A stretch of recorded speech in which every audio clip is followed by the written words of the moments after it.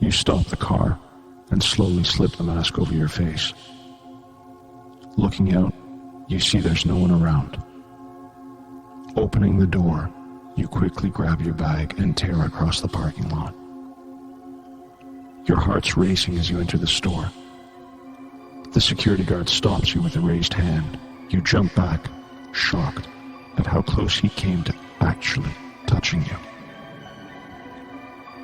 Hand sanitized, you make your way into the store.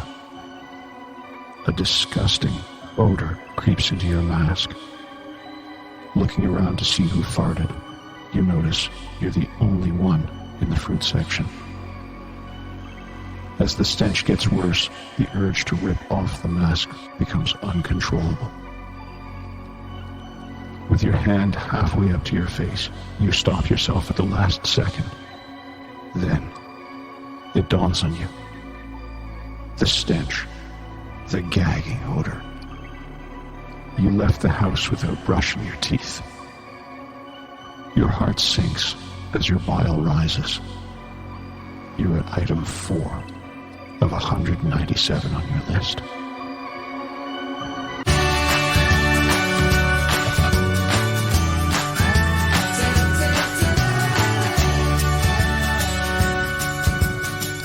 Well, I'm sorry I missed last week. Things have been hectic and I just didn't have time to put anything sensible together. Now, I know everyone is really stressed with Quebec's decision to reopen schools. I'm still trying to get my head around the incredibly mixed signals we're getting from our government. I know this is a really challenging time for teachers who are being told to turn their classrooms into containment cells, and for parents who are worried sick about their kids. It hasn't been an easy week, and I think a lot of people are hoping that once kids go back, things will return to normal. Personally, I don't believe that. What I am trying to figure out is why the Quebec government is suddenly behaving like the virus will adhere to all the new regulations they've set out. Last week, it was life-threatening to go to the grocery store if you were in your 60s, and fatal if you were in your 70s. This week, don't worry about going to work. The virus won't touch anyone who shows up to work on time. It's not okay to eat in a restaurant, but it's all right to share public transit. You know, a logical part of me understands that it's necessary to keep the economy rolling, but if we end up overloading hospitals in 2 months and lose loved ones, who's going to foot the bill? I just wanted to give a shout out to all the teachers and educators who are back at work. I know it has to be frustrating, terrifying, and heartbreaking, all at the same time. As a parent of young kids, I feel for you. You've had an enormous pile of shit dumped on you. But this is why you're teachers, right? To overcome the challenges and show the kids how incredibly fun learning can be? All right, enough ranting. Last week, I had the chance to talk to Ilia Kavoukis, a mental health and wellness specialist based in Sutton, Quebec. We had a great talk about different ways to deal with stress the pandemic's created for so many of us. Sorry for the rant, but I hope you enjoy our chat. Perhaps it can give you some ideas on how to better cope if you're stressed.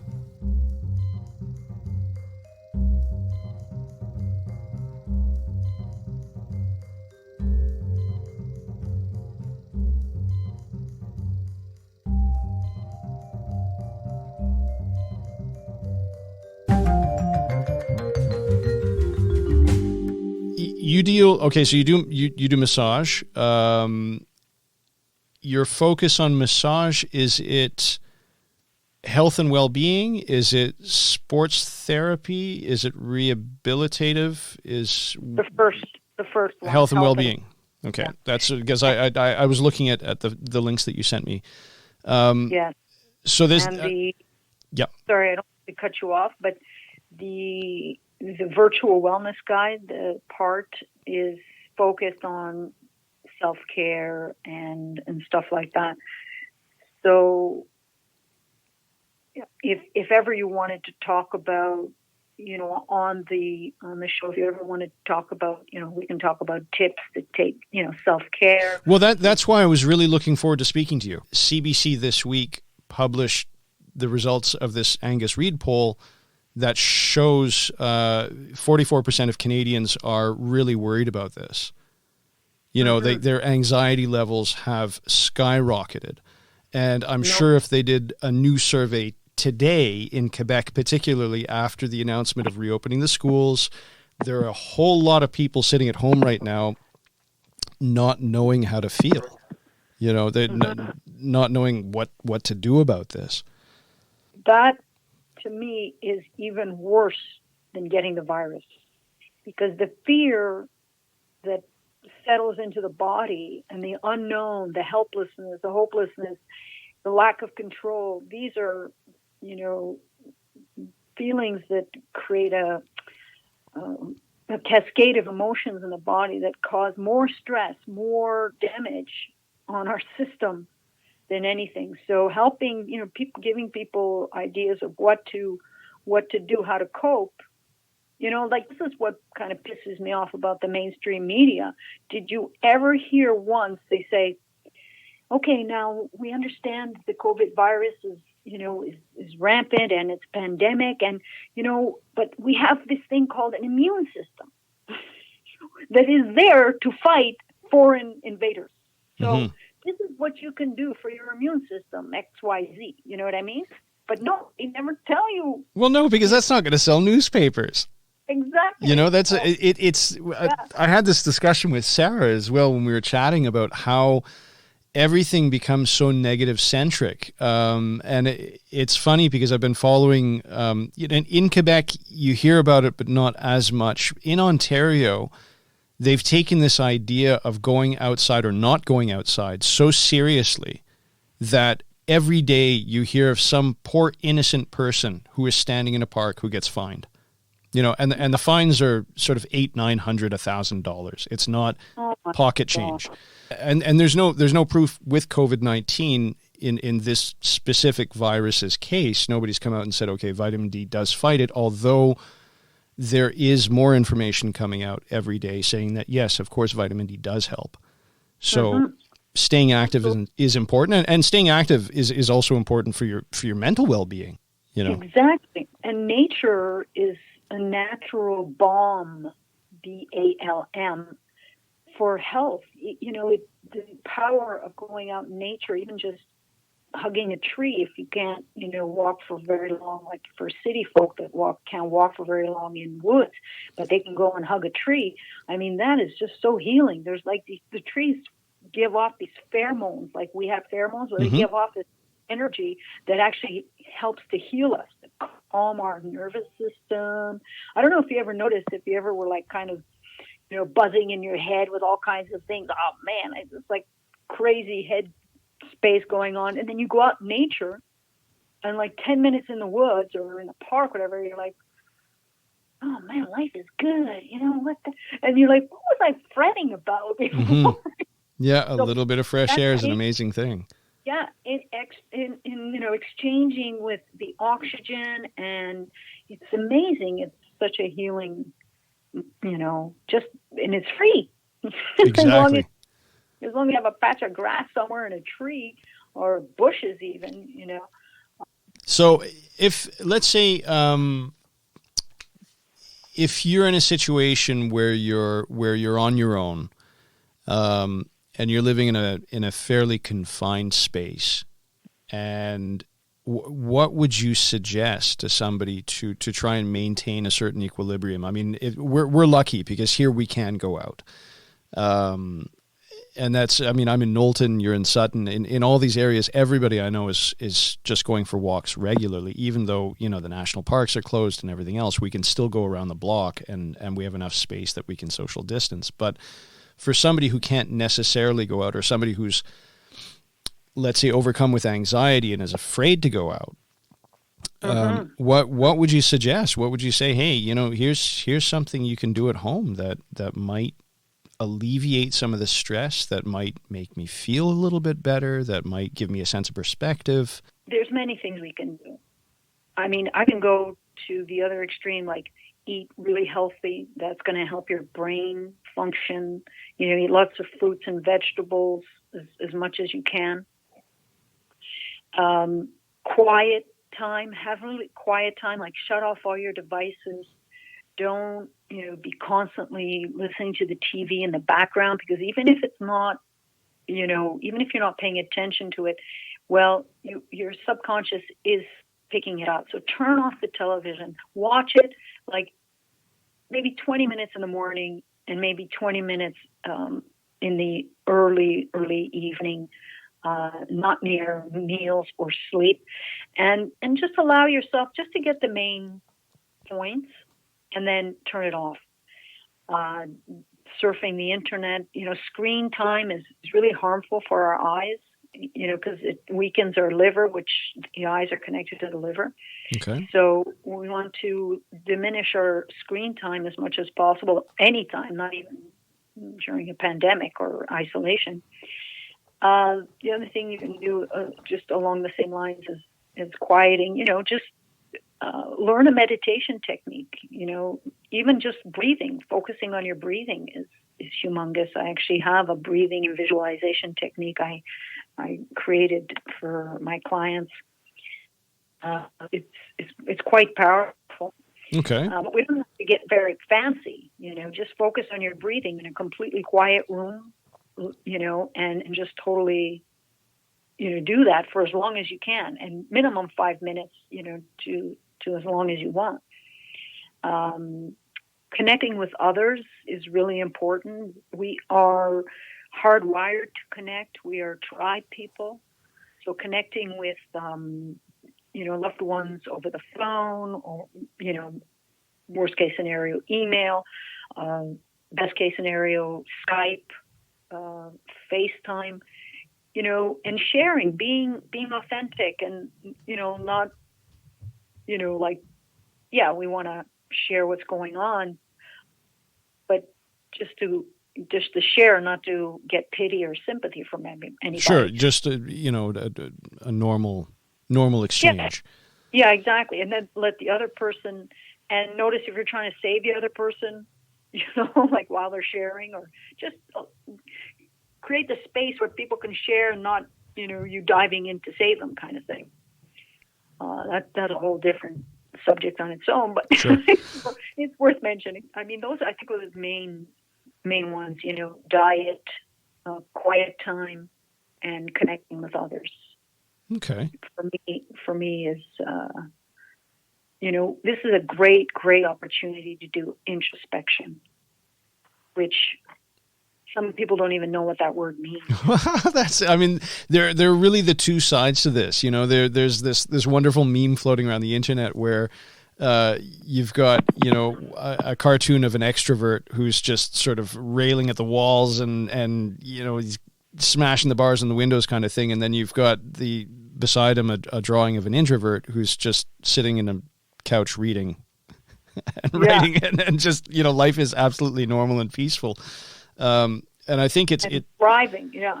Yeah. And I agree. I think that, I'm always considered myself perhaps a more introverted, or not necessarily introverted, but I'm quite comfortable spending time on my own.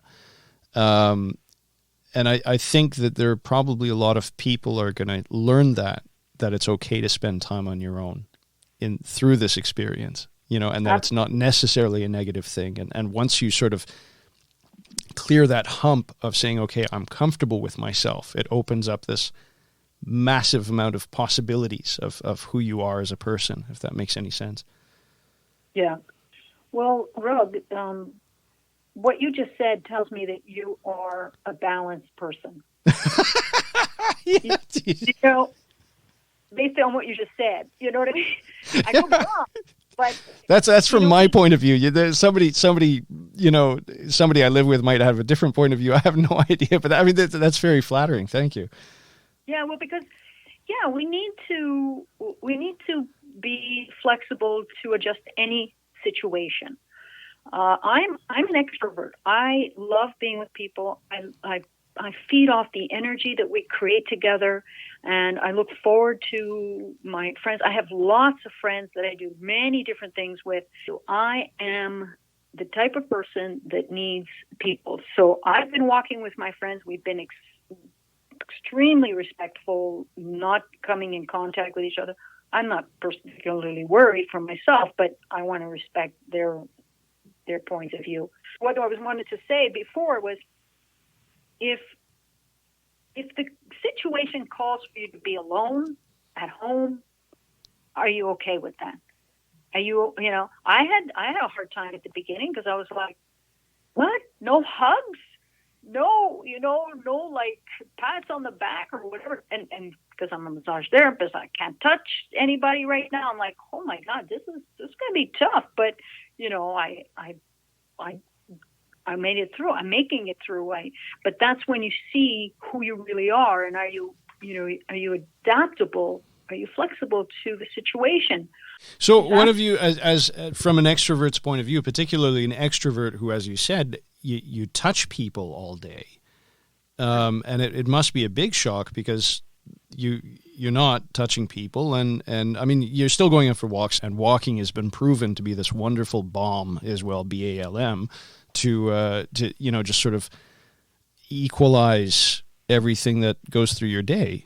And from a creative background, walking is incredibly important. I can do way more interesting stuff standing up than sitting down. Right. No, it's not. It's a thing. And I worked on a documentary years and years and years ago with a filmmaker, and the film was about boredom. And part of that was this. I know that guy. What's his name? Albert Nirenberg.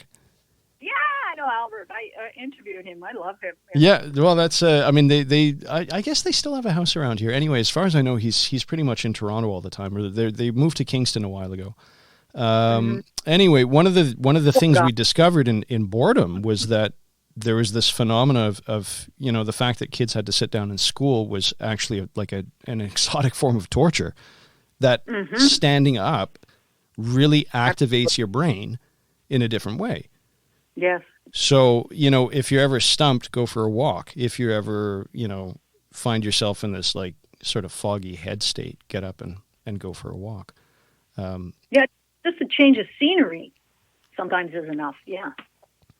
Yeah, and I completely forget where I was going with that. I'm sorry. Back to going from being an extrovert to being a self-imposed introvert. Despite the fact. So what have you said that it was a challenge making that transition. What did you find yourself doing, when you'd sort of be climbing the walls and everything else? What do you... Well, thank God where we live. So I was going out, and I'm up to like sometimes 20 kilometers a day of walking. It's crazy. Okay, that's a good walk. I love it. But it's really been my medicine. It's been my saving grace. But when I'm not walking, I find myself, especially at the beginning, I was reaching out to my mom and my daughter every day. Hi, how are you? Doing okay? Yeah, you need something? Blah, blah, blah. They'd be like, yeah, fine. Everything's good, Mom. Yes, daughter. So I found myself reaching out, like, but that's my codependency. I know I have that tendency, right? I'm perfectly suited to be a massage therapist. But there you go. So that, I was still doing that and reaching out, and I had this webinar going on every week for the last, tomorrow's the last one, for the last 8 weeks on self-care. So preparing for that really helped because I'm learning the technology, the platform that I was using. So that's a webinar that you're giving or a webinar that you're taking? Oh, it's something you're giving, okay. Yeah, it's the eight tips to self-care. 8 self-care tips to bring more balance into your life. And I had set that up previously to COVID, but it just aligned perfectly. The first show was the March 11th, and the last one is tomorrow. And everything was like really, geared to taking care of yourself. And I had no idea that this was going to happen. Well, I'm not sure anybody did. No, that's it. But, like you could say, oh, maybe you had some intuitive hit or something. I'm like, no, I should have done this years ago, but I finally got the courage to push myself and to do it. And it was wobbly and fumbled through it the first few, and then finally got my groove in the last 2 or 3. But, yeah, it's been, it's been challenging. I have to say, I'm a very touchy-feely person, and I got no one to touch me. So I was like, maybe I should get a cat or something. But no, I didn't do that. And it's been that's the hardest, I think, the hardest part. But it was a good exercise to really do my inner work. Okay. As far as that whole subject goes in my life, that being comfortable with being alone, and not reaching out, not being able to reach out, and having to what we want our children to be able to do is to soothe themselves. You might appreciate this, having young children. Yes, that's another podcast entirely. Yeah, I know exactly what you're saying. That if we're constantly giving our kids exactly what they need every second, well, they never learn how to soothe themselves, and then they grow into adults that just expect everything to be handed to them exactly when they need it. When they need it, how they need it, the color, the shape, the size, you know what I mean? I think, and then they become frustrated. Don't they call that helicopter parenting? I think that's one of the expressions I've heard. The parents who just sort of hover around like helicopters all the time and sort of jump in every second. And we are not those parents. Yeah, we're really not. Both my partner and I have gone out of our way to try not to coddle our kids, as tempting as it is sometimes. But they need. I say they, but children, and we are children at some point. We need to bump our knees and get our face planted on. You know what I mean? Or sure, like nothing too extreme, obviously, that would have gushing blood and broken bones, but we need to get a little taste of suffering so that we can learn how to soothe ourselves and build resilience and resources to get out of situations. My daughter, I raised her like that too, to fend for herself, and now she didn't run home as soon as the COVID was, started. She's like, yeah, Mom, cool, And I was like, okay, so how are you coping, And she told me how she was doing it. And, otherwise we'll soothe ourselves with drugs, alcohol, sex, shopping, all the addictive behaviors. Sure. That's an expression of our inability to soothe ourselves to any slight stress. Well, alcohol in particular, during this crisis, I think is, everybody's joking about it, but I'm not sure how funny it is, because yes, the self-medicating is, it's easy and it's there and it doesn't require pushing yourself very much. Yeah, and it's legal, and we have this. Some people say, "Oh, a glass of red wine a day is healthy." Blah blah blah. Well, one maybe. I'm not saying it is, but maybe, but not 4 or 5. Not half a bottle, no, or a full bottle. But. And it's all in the intention, right? Are you like dreaming about your glass of wine all day long, looking forward to it, or are you just like, I'm going to have a glass of wine with my meal, and it's, quite enjoyable, and I'm going to savor it, taste it. Are you guzzling it because you want that buzz? You want that edge off. You know what I mean? That's what a lot of people say. I need a scotch, get the edge off. Yeah, no, you hear that quite a bit, and yeah. The rougher things get, or the more uncertainty there is, the more it becomes socially acceptable. And no, it's not even a question of being socially acceptable. It these days it's almost encouraged. You know what I mean? Like there are so many memes on the internet, particularly women in red wine. This is becoming a huge thing, to the point where I was reading a study recently. It was before the whole COVID, before the pandemic, about Canadian women drinking more than Canadian men. And it's a historical first. and it's becoming a serious problem because it's not just socially acceptable, but it's being encouraged, because you see this. You log into Facebook and you see these jokes about, oh, it's wine o'clock. The kids are down. I can finally, have my happy juice, or there are millions and millions and millions of memes out there. No kidding. I didn't know that. Yeah, it's an issue. And I've got some friends who've recently come out and said, you know what, we've been not talking about this, but in fact, we all drink far too much. Like good friends of mine for years have come out and said, basically, I'm a closet alcoholic because I cannot go to bed at night without having not a drink, but 4, 5, 6, 7 drinks. Exactly. And, you don't think anything of it, because particularly for people who are living on their own right now, who don't get to socialize as much, who don't get the same sense of perspective as they would normally. It's a slippery slope, and it's anything we can contribute to help keep a sense of perspective, I think might help some people out anyway.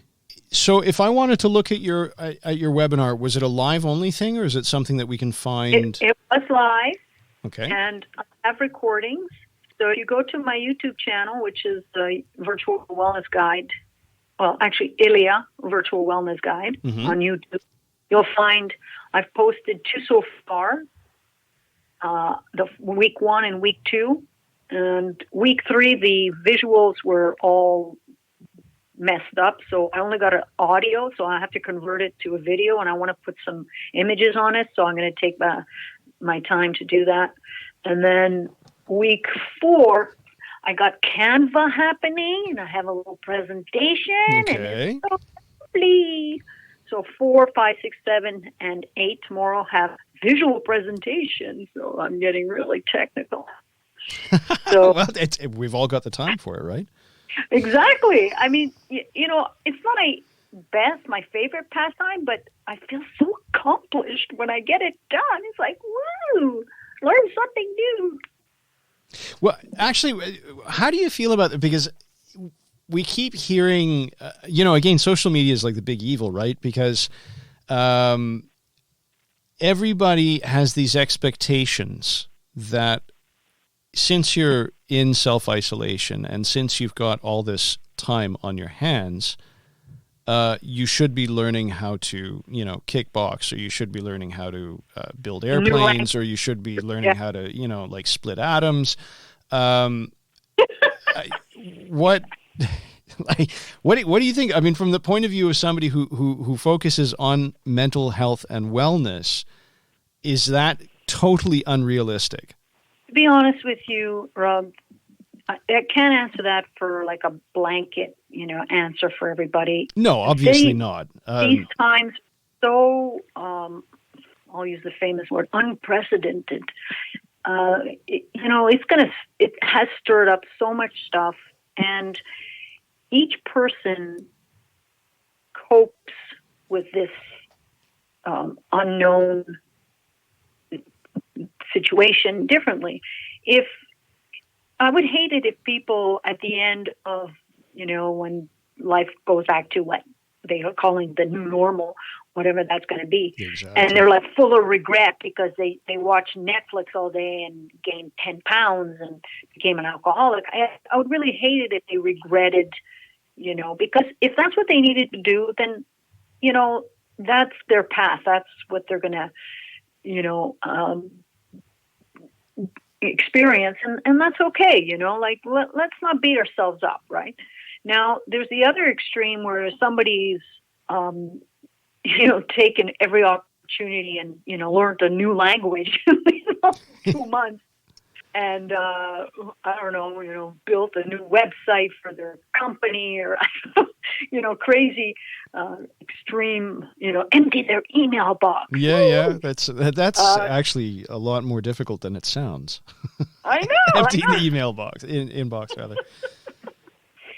So if that's what people are doing, and then they're not taking the time to go out in nature or introspect and everything, well, that's going to be their experience, and each person is going to handle it differently. And maybe it would have been great to have a podcast done in the middle of it or early on, and say, listen, just do whatever you need to do right now to take care of yourself. Then that would have been great, but we didn't do it. It'll be towards hopefully the end of this, but it's I can always give the message that just accept where you are, and because stress is the number one factor to having a disease, getting sick. It's the number one factor. They've done studies of a little village somewhere in the U.S. of this Italian family that they examined their diet, and it was like 40% fat in their diet, right? Mm-hmm. Which we can believe that because the Italians, they like their sausages and they like their cheese and their provolone and their pork, and so we can believe that Italian person who's cooking like the old days, they would have that high fat, and that there was no heart disease. Why? Because they had social connections. They were happy. They were with family, and they were constantly together. They were, in each other's business, but in a healthy way. Well, maybe not healthy, but they felt loved. They felt connected, right? Sure. So if that's an indication of how important it is to keep our stress down, let it be that. Because for many years I was obsessed about my diet. I was like, oh no, I'm not going to eat that. I'm not going to eat this. Came down to the point where I realized it's got nothing to do with my food. It's got everything to do with how I'm eating it, what's going on in my head, what's going on in my private life and my, heart, and, how am I coping with my stress, and, am I making my stress? And then once I made that connection, I'm a work in progress. I'm constantly working on myself to, catch myself and evolve even more and more. It makes a huge difference when I take care of myself. And what that looks like for me, it could be completely different for the next person.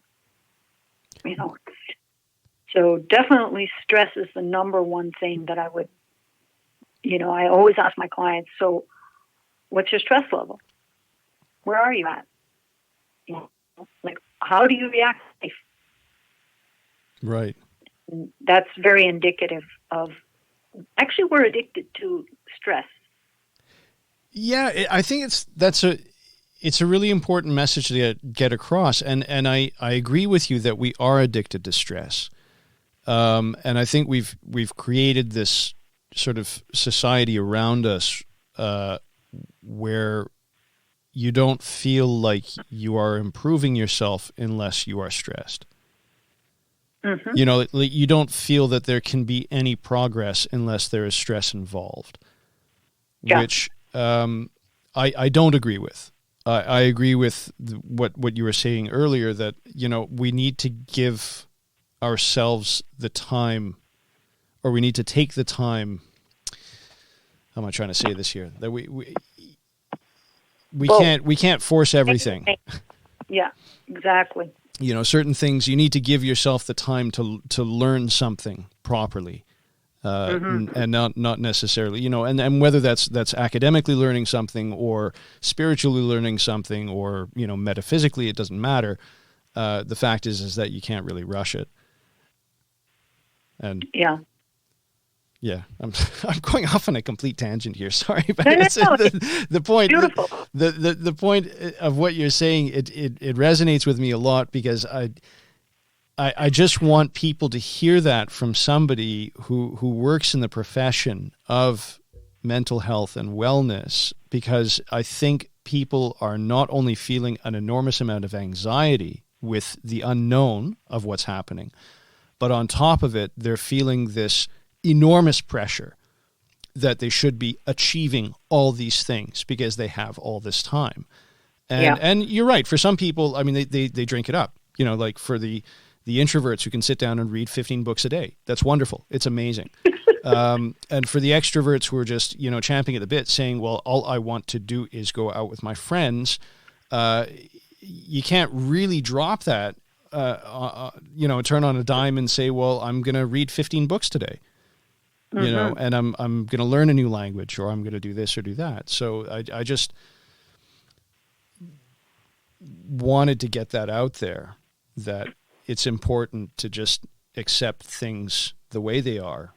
And yeah, good on you, because that's my motto is let's, and I haven't quite picked up the words exactly that I should use, but definitely we have to reduce our stress. It's our stress response that is actually killing us. It's so relevant right now that people hear this, because, there are a lot of people who are sort of locked inside their own heads right now. We are allowed now to take our time, most of us anyways, obviously the ones that are still working and on the front lines and stuff, bless their hearts, they cannot, but we can, some of us can, and let's be gentle on ourselves. That's my main thing, is let's just be gentle, loving, compassionate for ourselves, for the people around us, and, we're going to get through it. I love the fact that we're all pulling together.